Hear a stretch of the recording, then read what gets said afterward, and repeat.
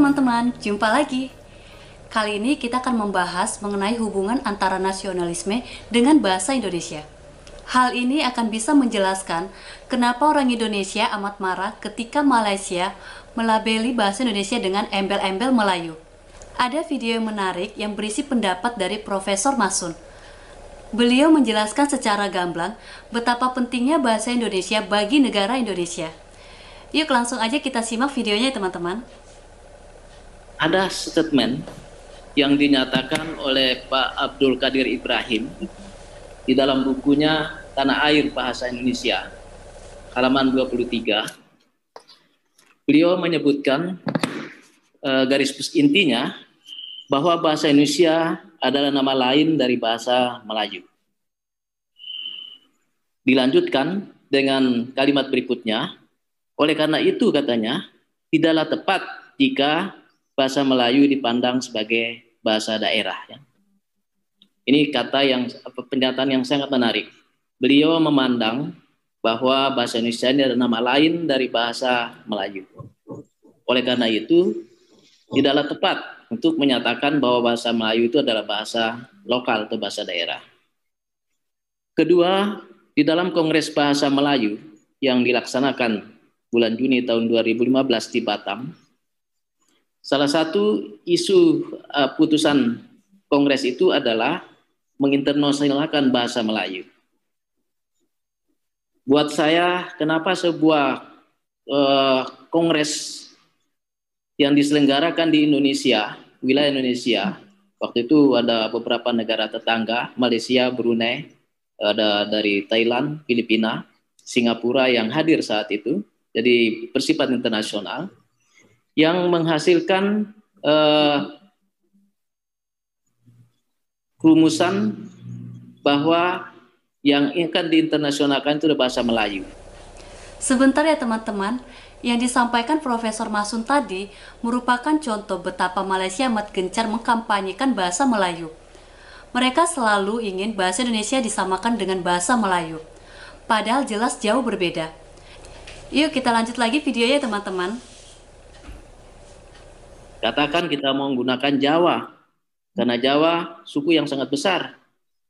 Saya kira pengalaman sejarah ketika kita berupaya memperkaya daya ungkap bahasa Indonesia dengan banyak menyerap kosakata bahasa Jawa pada sekitar tahun 70-an sampai 90-an, muncul selentingan-selentingan, pernyataan-pernyataan, ledekan-ledekan yang menyatakan bahwa terjadi proses penjawaan di dalam bahasa Indonesia. Selentingan, pernyataan-pernyataan, ledekan-ledekan ini sebenarnya menggambarkan bahwa nasionalisme Indonesia tidak mungkin dibangun di atas fondasi etnis tertentu. Oleh karena itu, ras atau suku bangsa ditolak menjadi elemen pengikat nasionalisme Indonesia. Yang kedua, negara bangsa bisa dibangun nasionalismenya di atas kesamaan agama. Pengalaman sejarah membuka mata kita, memberitahu pada kita bahwa ketika konstruksi Pancasila di dalam Piagam Jakarta, sila yang pertama, ketuhanan dengan kewajiban menjalankan syariat Islam bagi pemeluknya, itu minta dihapus.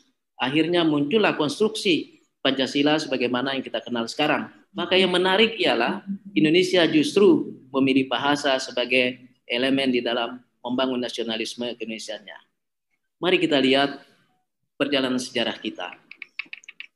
Ketika Kongres Pemuda pertama pada tahun 1926, Muhammad Yamin berpidato yang di dalam pidatonya terdapat konstruksi Sumpah Pemuda. Jadi ada Sumpah Pemuda dengan 3 butir itu. Apa yang terjadi atas pidato Muhammad Yamin ini? Muhammad tak berani mengajukan keberatan-keberatannya. Apa yang dia katakan bahwa kenapa pada konstruksi yang pertama tanah Indonesia, yang kedua bangsa Indonesia, tiba-tiba yang ketiga bahasa Melayu, kenapa tidak bahasa Indonesia? Kalau belum ada, ya kita lahirkan. Maka muncullah konstruksi Sumpah Pemuda seperti yang kita kenal sekarang. Kami putra dan putri Indonesia menjunjung bahasa persatuan bahasa Indonesia. Artinya Indonesia membangun nasionalisme keindonesiaannya berbasis pada bahasa. Lalu masalahnya sekarang, bagaimana dengan gagasan untuk menginternasionalkan bahasa Melayu? Dalam hal ini Malaysia. Saya kira kita jangan sampai terkecoh dengan Malaysia, karena Malaysia sebenarnya dia galau akibat dari kebijakan pemerintah sebelumnya bahwa dalam pembelajaran sains menggunakan bahasa Inggris sehingga bahasa Melayu mengalami keterpinggiran. Apakah sama bahasa Melayu yang menjadi bahasa nasional di Malaysia dengan bahasa Melayu yang menjadi bahasa Indonesia di Indonesia? Penyerapannya saja sudah terjadi perbedaan. Belum lagi misalnya unsur-unsur leksikon yang perbedaannya kontras. Misalnya kata jemput. Jemput Malaysia dengan jemput Indonesia kan beda. Kalau jemput Malaysia kita diundang, bukan kita didatangi lalu diajak naik kendaraan bersama, tidak. Sedangkan kita bersama-sama. Jadi ada perbedaan. Nah, kalau kita akan menyatukan menjadi sebuah bahasa yang garis miring atau tadi itu, maka kita akan bekerja untuk menstandarkan bahasa Melayu. Dan itu yang saya coba lontarkan waktu itu, karena saya tahu pasti tidak akan bisa terjadi. Kita nama bahasanya sudah standar, clear, final, bahasa Indonesia. Tidak bisa diubah-ubah lagi. Kemudian standarisasi aspek kebahasannya, misalnya kita memiliki perbedaan. Kita serap mengikuti lafal bahasa Indonesia, sedang mereka mengikuti lafal bahasa asingnya. Kemudian terdapat kata-kata yang berbeda secara semantik, tapi bentuknya sama, seperti tadi itu kata tandas misalnya. Tandas bisa berarti memberi penekanan, tapi di sana berarti toilet. Ini kan dua perbedaan yang sama. Maukah orang Indonesia mengganti makna tandasnya menjadi toilet? Atau mengganti makna jemputnya menjadi undangan, mengundang? Ini kan persoalan kebahasan yang sangat rumit. Itulah teman-teman pendapat dari Profesor Masun. Bahasa Indonesia memang amat berbeda dengan bahasa Melayu. Soalnya bahasa Indonesia telah dikembangkan selama 1 abad.